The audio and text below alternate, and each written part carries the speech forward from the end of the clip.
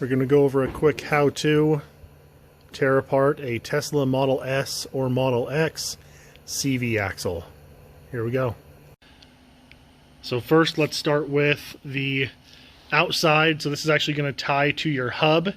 These are the splines that go into your hub, and this is the outside of the CV axle. First things first, we got to get these guys off of here. A lot of people will just cut the top with a grinder, which works great. I just get a screwdriver in here and just bend it back, and it'll finally pop free. The outside ones are always a lot more heavy duty than the inside. The inside are just these little tiny guys, but the outside clamps are usually more robust. But again, either cut that off or bend it up with a screwdriver. It comes right off. After that, you can pull the boot back from the outer portion. And then this one, actually, you just wind up tapping off. It has a lock clip, just like you have a lock clip to keep the CV axle inside of the transmission or inside of the axle or the transaxle. So all you do is take a hammer and just tap right here on the edge slightly, and this entire thing will pop off the shaft very easily. And of course, I'm trying to do this all with one hand. But nonetheless, so that'll pop off, and this side is now complete. I'm going to actually reuse this boot and send this axle shaft out for shortening. So we'll talk a little bit more about that here in a second. Let's go into the inner side of the CV axle now, so we can see how that part comes apart.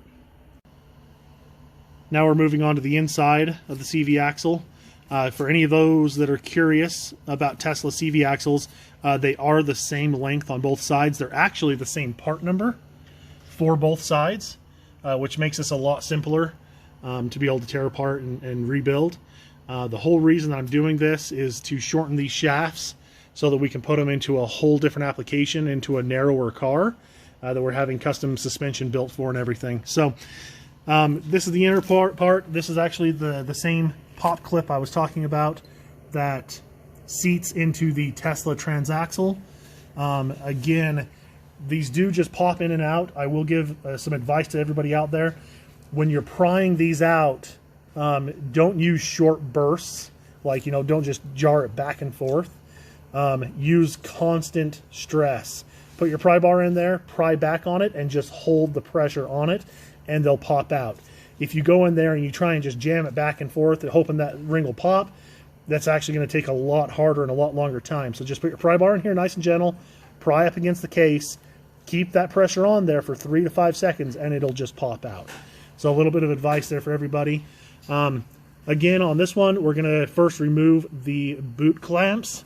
These are a lot skinnier than the last ones, a lot easier to get off. Again, I just use a little flathead screwdriver, pop these off. These absolutely do have to be replaced. We can't reuse these. As you see, I've pretty much destroyed them. So you remove that inner and outer clamp, and you pull the boot back. Now, this part just slides right off of these wheels. Just slides right off. You just take it off, set it aside. We don't have any need or use for this at this point anymore.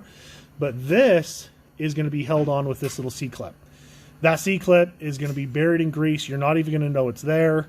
I had to actually go to YouTube and find out why that thing wasn't coming off, because I figured it was just like this other side where I could tap it off. There's a C-clip. So make sure you know that. On the inside of the CV axle, we have C-clips. Once the C-clips covered in grease are always tons of fun to try and get off, because your snap ring pliers, they just don't want to hook on. They just want to keep popping off and pinching your hands. So once that's removed, this thing pulls off, and then you can take the boot off. And once the boot's off, this thing is ready to go. It's been cleaned up. It's completely disassembled. The company that we're going with, I'll actually say at first, we were looking at having to spend $1,000 for a full set of custom CV axles that would work for this car. But my friend Cameron, huge shout out to Cameron because he saved my butt, actually sent me a link to a website called the Dutchman Brothers, or the Dutch Brothers. I think it's the Dutchman Brothers, up in Idaho, that will take this shaft. They will shorten it for us for a couple $100. It's like maybe even $139, $149. They're going to shorten it, respline it, reheat treat it, and then send it back down to us so I can reassemble it and put it back into the car with the custom suspension. So This is saving me a ton of money. I know that I'm putting this video out there for like no one to watch right now, because there's no one putting these cradles into a car with custom suspension so far. I've not come across a single other project that has done this. All the other projects just hope that the width is right and they might change the tire or wheel offset, but I've not seen anyone putting a custom suspension on a drive unit yet. This is the first I've found. So right now there's not a lot of need for how to tear down and how to shorten a Tesla Model S or a Tesla Model Y CV axle, but I'm hoping in the future these swaps become the future LS swaps, and people will be doing this right and left. So I wanted to make this video so everybody would know how to tear these down, how simple it is, and what it needs to look like to be able to ship off to the Dutchman brothers to have it shortened so that they can get it back to you as quick as can be. So thanks for watching this video, and if you guys have any questions, let me know in the comments.